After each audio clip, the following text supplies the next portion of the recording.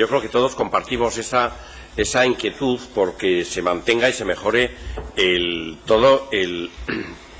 la infraestructura de parques, jardines, arbolado, etcétera, etcétera, que tiene esta ciudad y que se ha ido, pues desarrollando a lo largo de muchísimos años, ¿no? A nosotros nos parecía mejor hablar de un plan director, tal y como se hablaba antiguamente, aunque ese plan director oficialmente no fue aprobado, pero sí nos parecía importante que se siguiese hablando de plan director. Esa es la primera razón de la enmienda que planteamos, y que en ese plan director, de alguna manera, se recoja evidentemente lo que ya existe y se recoja además lo que también existe, pero que de alguna manera hay que adecuar. Porque ya sabe usted que en los últimos años la creación de los nuevos parques se estableció encargando de su mantenimiento a las empresas contratistas que habían desarrollado la urbanización correspondiente. Y eso se ha demostrado que no era eficaz, que no era eficiente, porque esas empresas son empresas constructoras, fundamentalmente de obra pública, pero que no tienen un servicio de mantenimiento de jardines, y eso se está detectando en el estado de algunos de los parques, puesto que su mantenimiento está contratado en la adjudicación de la obra de urbanización y, por lo tanto, lo que está produciendo es una carencia de mantenimiento y un cierto deterioro en las condiciones de esos parques. Por eso a nosotros nos parece importante que el plan director de parques determine de alguna manera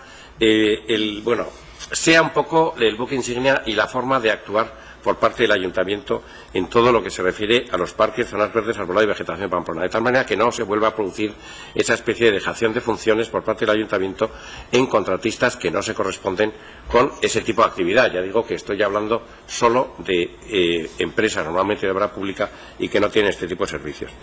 Luego, ¿qué queremos nosotros que ese plan incorpore? Que es lo que no encontrábamos en la propuesta que hacía UPN, que determinar, entre otras disposiciones, las especies y tipos de arbolado y vegetación que se implantan en la ciudad por su compatibilidad con el entramado urbano. Porque hemos asistido a que, y de hecho existe en muchas quejas ciudadanas, primero de árboles que se convierten en árboles de gran porte, que dificultan la visibilidad en los domicilios, que producen problemas porque se meten las ramas prácticamente en las ventanas. Es decir, que de alguna manera hay que hacer una revisión y en la medida que paulatinamente se vayan sustituyendo ese tipo de especies, porque efectivamente en algunos casos se tiene que producir así, porque no es suficiente el tema de la poda, o porque en otros casos se produce otra circunstancia, como por ejemplo que se están levantando algunas aceras por el desarrollo de las raíces de muchos de los árboles, etcétera. Habrá que producir alguna sustitución que haya un criterio.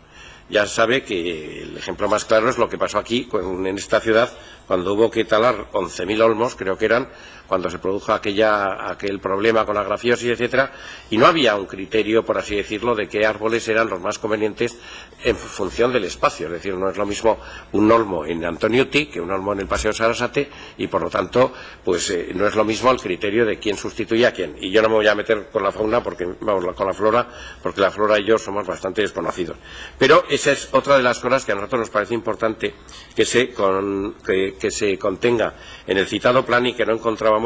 en la propuesta de redacción de UPN, que la reducíamos quizá a la última parte, que nos parece que es un poco lo que iba buscando la propuesta de UPN, pero lo hacíamos de una manera un poco más sencilla, que se realicen campañas de divulgación, educación y fomento sobre los distintos parques y zonas verdes de la ciudad para darlos a conocer a la ciudadanía. ¿Cómo? Bueno, en algunos casos se podrá establecer una señalización, en otros no, es decir, no queríamos tampoco el obligar a que cada árbol tenga su denominación científica, su denominación